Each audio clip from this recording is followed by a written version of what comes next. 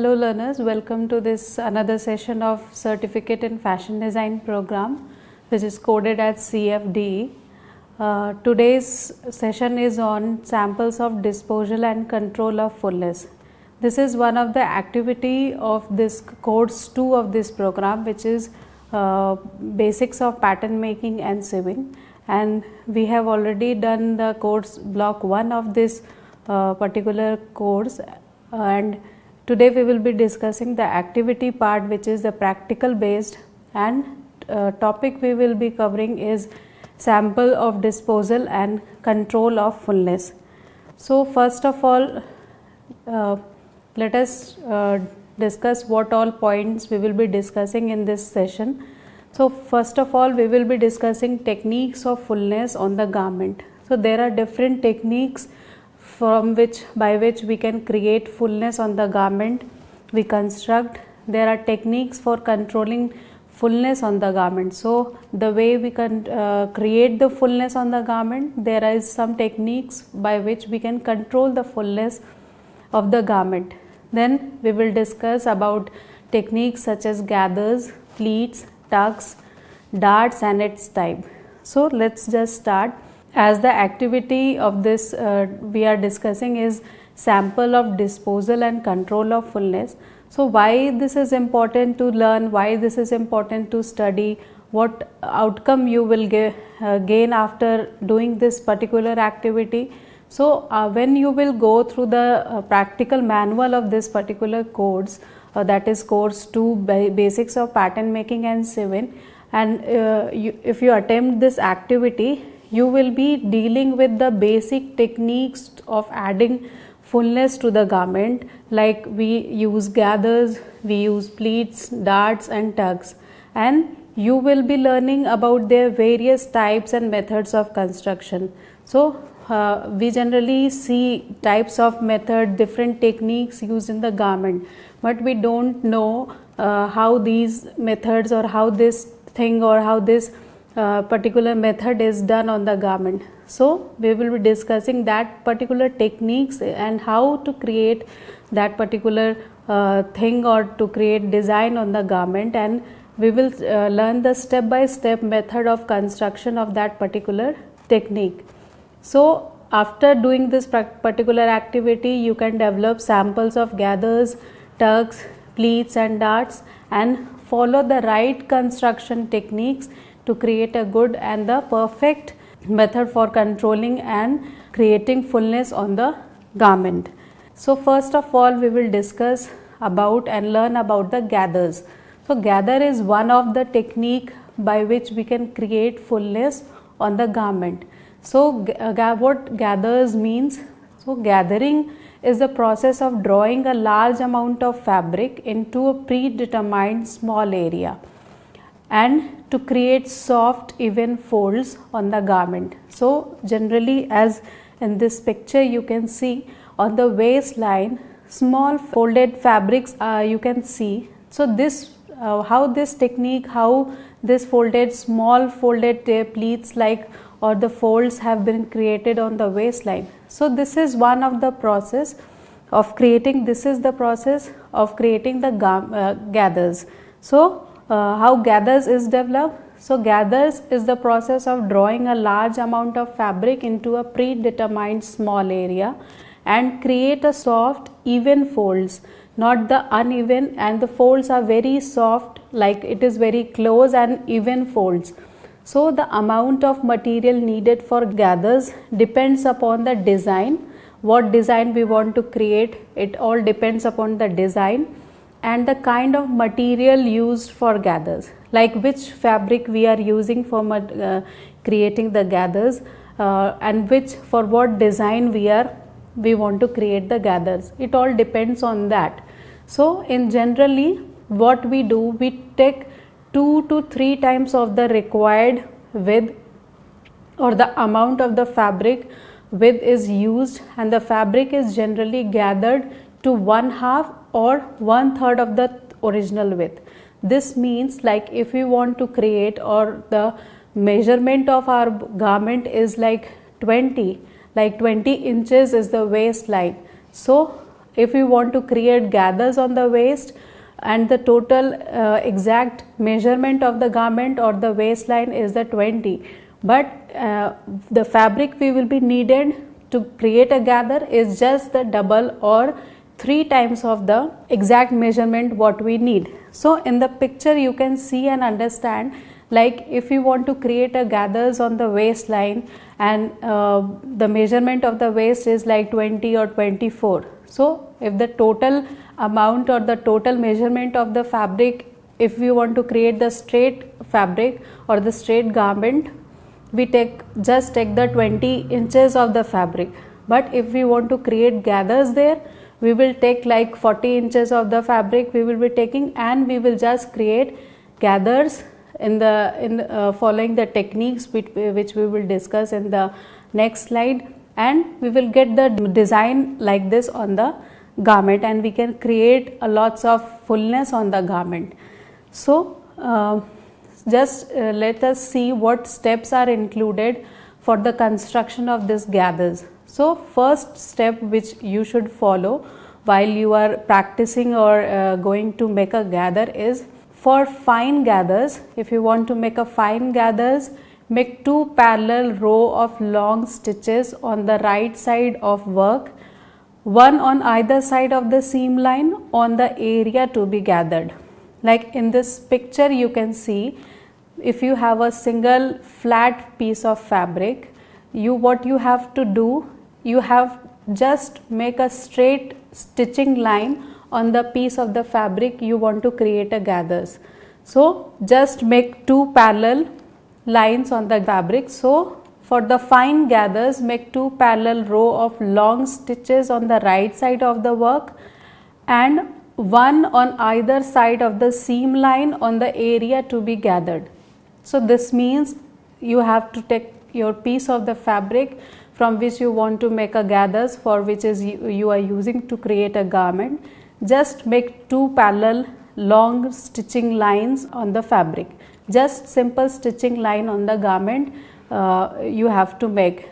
Don't with the help of machine, or you can also make with the hand stitching method. Next, do not back tag. Like generally what we do when we go for the stitching by hand or the machine, when we are doing by the hand, we insert the thread in the needle and we back tag or make a knot at the end of the thread. But when we want to create a gathers, we just don't put a knot, or we don't back tag or lock the stitch at the end of the stitching point. Then stitch on the right side of the fabric. So what it is said, if we are going to prepare gathers, we have to make stitch on the right side of the fabric we are going to create a gather. Then stitch the first row of loose stitch at the pressure foot distance like 6 mm. What it is saying, what we have to do, we have to make a straight stitching line on the right side of the fabric, and what if we are doing with the machine, what we have to do, we have to make the stitch length or distance should be not very close, it should be like 6 mm distance we can keep for the gather stitching. Like pressure foot distance should be about 6 mm from the seam line, but within the seam allowance. Like if we have the fabric and this is we have the stitching line and the allowance, we just leave 0.5 inches and then we can start the stitching for the making gathers. Then the second row will be just below the seam line. What it is saying, the second line what we are going to create for the making gathers should be below the seam line. So we have left the seam allowance, then we have made one single row of stitch with a 6 mm distance, and then below that stitching line or the seam line we are making one another row of seam. So this is done so that the gathers fall in a graceful fold and are not stitched into tiny pleats. Like what is the purpose of doing that this is done to make a when we do like this, the gathers when we create finally, it is not very tiny or close, it is very graceful, and even folds we get on the fabric. Then what one more important thing you have to keep in mind, leave long threads hanging at the end. Generally when we do normal stitching, if the fabric ends, we just stop the stitching there. But what we have to do while we are going to create gathers is we have to leave long ends of thread on both sides of the fabric. So you just see by the pictures what it is depicted. First thing what we have to do, we have to take the fabric, put it on the machine. You are using seam allowance we have left. In the first picture you can see a seam allowance of 0.5 centimeter is left, and we just sew one stitching line with a distance of 6 mm. You can just make, if you have seen the sewing machine, we can just adjust the distance on that, and we make a straight line on the fabric. In the second picture you can see the two parallel lines we have created parallelly, and long ends of thread you can see it is holded in the hand. Two long ends on the edge of the fabric is left for creating the gathers. Then step 2 what we have to follow, anchor both bobbin thread at one end by twisting it around a pin. What we have to do, at one point the thread we have left, we have to anchor it, or we have to wrap it on a round pin. Then from the other end gently pull both the bobbin thread into one hand. So what we have now we have a piece of fabric with two parallel lines, and at both ends we have long ends of the thread. From one end what we will do, we will just tie the threads we have left on a pin, or a round pin we can take and we can hold, or we can tie that end on that pin. And from the another end which is loose, we will just start pulling the threads on the another end. So from the other end gently pull both the bobbin thread with one hand. We will just pull the threads together, and with the other hand slide the fabric along the threads to get uniform gathers and to get the required length. So like we will just mark on which particular length we have to stop gathering. To the desired length we will just put the uniform gathers and get the final piece of gathered fabric, and then it will be used for the garment construction. Then in the third step, to distribute the gather evenly, divide the length into 4 equal parts. Like it is not a perfect thing or not a ideal thing to do. Like if we have 10 centimeter 10 inches of fabric we gathered, and we will just pull the threads randomly. So to get the even folds or even fabric divided evenly, we just divide the fabric, total piece of the fabric, in 4 equal parts, and just do the gathers according to the marking, and then adjust gather uniformly and pin at interval to hold the gathers in place. And lastly, set the machine to balance tension and stitch length as required. So we have created the uniformly, we have marked divided the length in 4 equal parts, we created uniform gathers, and lastly we have achieved the desired gather on the fabric. We just do a permanent stitching on the gathers we have developed. And what we do, we sew the gather section in the place by keeping the gathered side up while stitching. Then we stitch on the seam line between the 2 rows of loose stitches. What it is saying, when the 2 rows what we have created we have done to create the gathers, we do the final stitching line between that 2 rows of loose stitches, and we use fingers to hold the gathers evenly on both sides of the needle. So this is how we create the gathers on the fabric to create the garment. You can see like we have In the earlier picture you can see we have created folded or we have evenly created the gathers on the fabric. Then what we did, we just did the permanent stitching on the between the rows of the stitches we did for the gather, and in the final picture, in the last picture, you can see we have achieved a good even gathers on the fabric, and then this we can use for the garments construction, like, or we can use for the making frock, we can use it for making skirts, whatever design you want to create. So this was all about the gathers. Then next technique what we do on garment construction, use for the garment construction is pleats. So pleats we all have weared some dresses one or more time of which is made for or includes of the pleats. So pleats are the fold of fabric that provide fullness on some part of the garment. So one of the common example for the garment we generally have wore for the pleats is skirt we wear for the which is made of the pleats. So pleats are fold of fabric that provide fullness on some part of the garment. The amount of fabric required for pleats is 3 times the width the pleated part has to cover.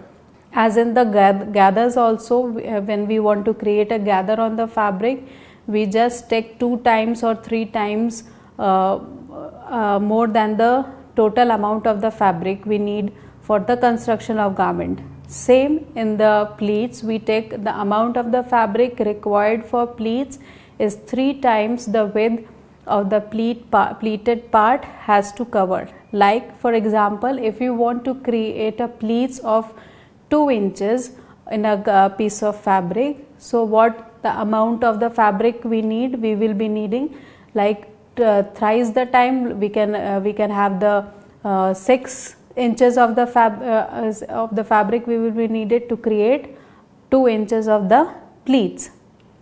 Then there are 3 types of pleats we generally use for the garment construction. Is first is the knife pleat, second is the box pleat, and third is the inverted box pleat. So you can see the example, we use pleats, generally use knife pleat in the skirt.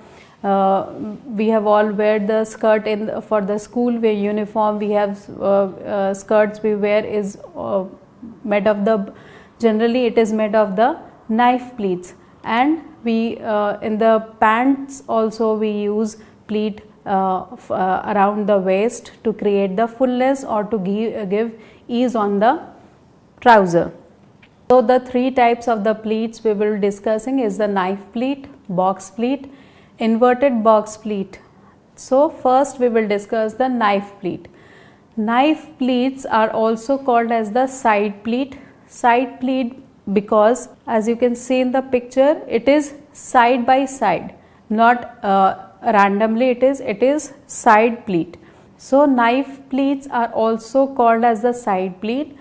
Fold all the pleats in the place and press. So what we do, as you can see in the picture, what we do, we have a piece of fabric, we just take the fabric according to the body measurement. Then what we do, we just take a body measurement and we measure the amount or estimate the amount of the fabric we want to take to create the fabric.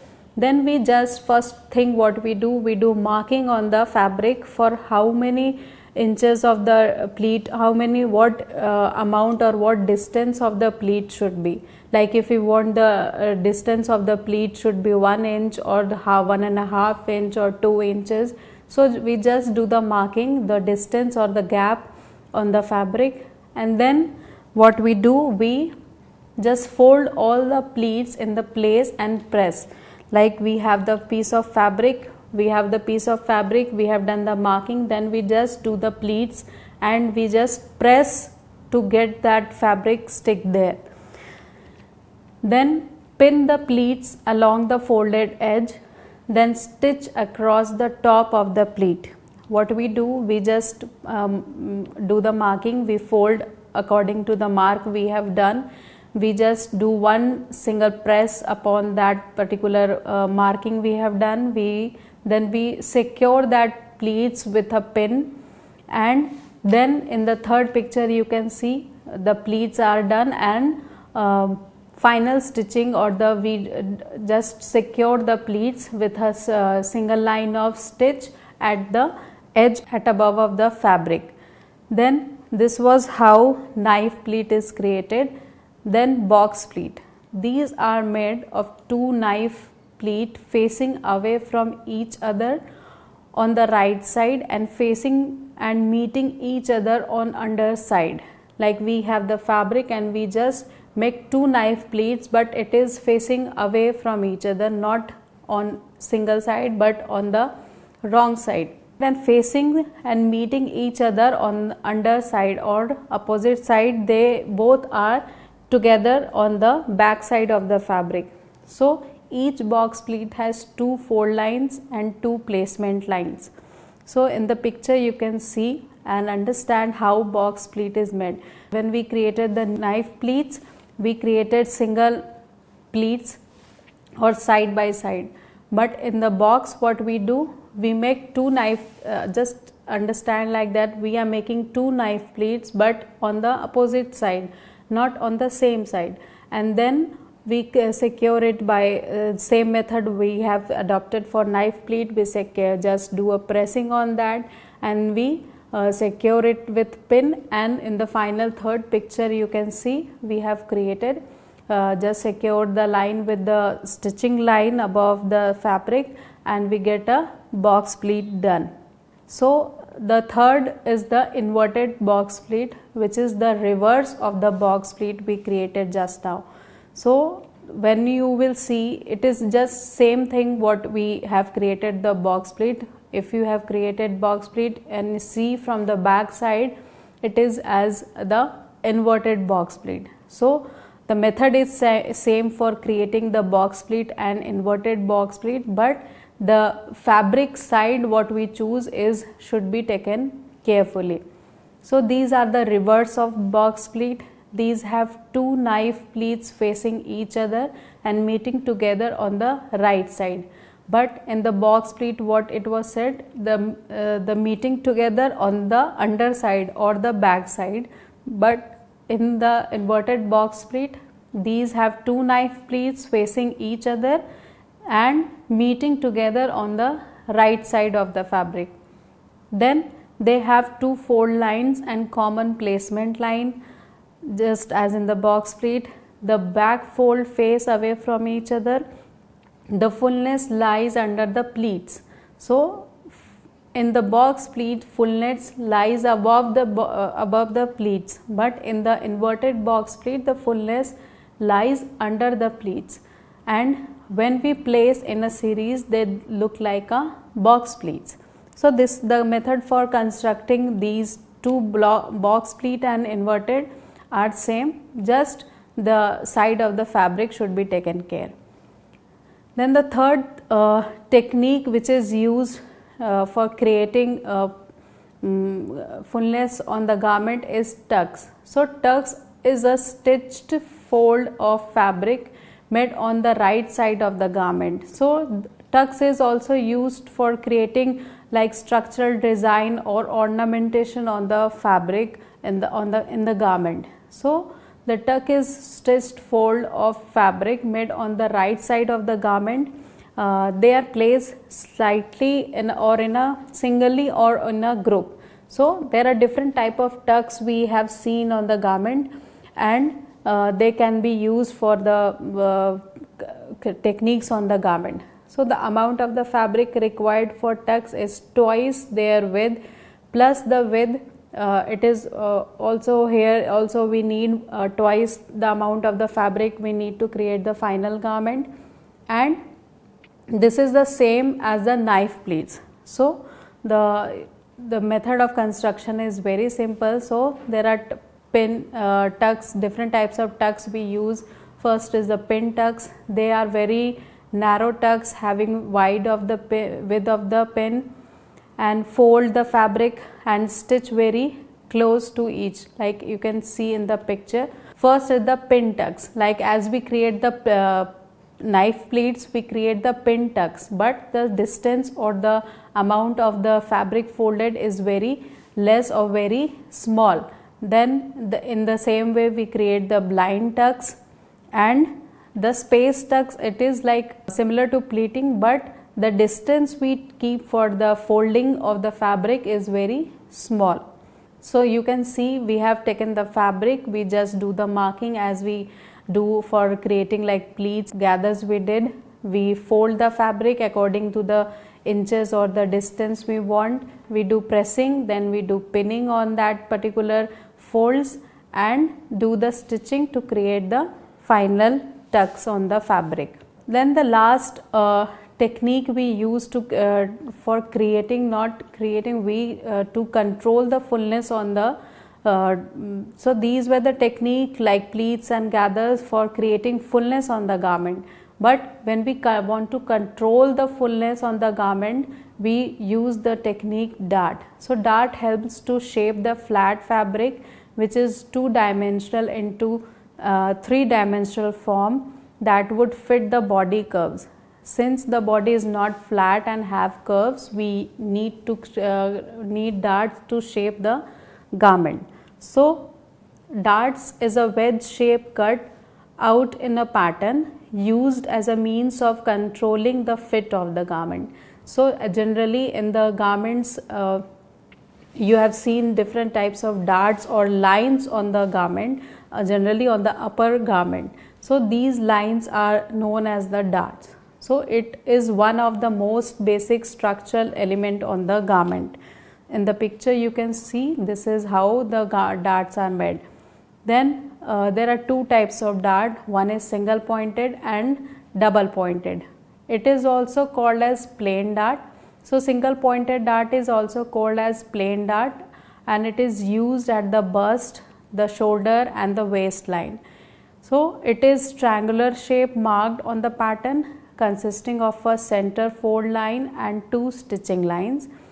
The two lines on either side of the center line that form an open shape at the pattern's edge are called as the leg dart. So in the picture you can see and understand. In the first picture this is how dart is made. We have the circle thing is the dart starting point and the two lines at the armhole point is the dart leg point. And this is how the fold is made on the we just join the two lines and stitch line is done, and this is how dart is created on the garment. Then the double ended dart, this is also called as the fish dart. This is long dart which with two ends, like in the single dart you can see there is only one end, but on the double ended dart we have the two ends and it is generally made on the dresses, like in which bodies and skirt is attached and we want to give fitting on the particular dress, we use the fish dart. So or the double ended dart, which keeps the joining of the body and the skirt part. So it is a long single dart that fits the waistline and the upper tapers of the two opposite direction. It takes care of the fit of the lower garment as well as the upper bodies, and it is used to shape the fabric with the waistline and taper to a point at each end. So this is how the double ended dart looks like we have in the single you have seen it is just one point, but in the double ended dart we have two ends point, and this in the next picture in the below you can see this is how when it is stitched it looks like on the garment. So this was all about the techniques and the method for constructing or to create the fullness on the garment or to control the fullness on the garment. So in this session what we discussed different techniques for creating fullness and controlling fullness on the garment, and we explained the method for the construction of gathers, pleats, darts and tucks. So this was all about the session. Hope to see you in the next session. Thank you.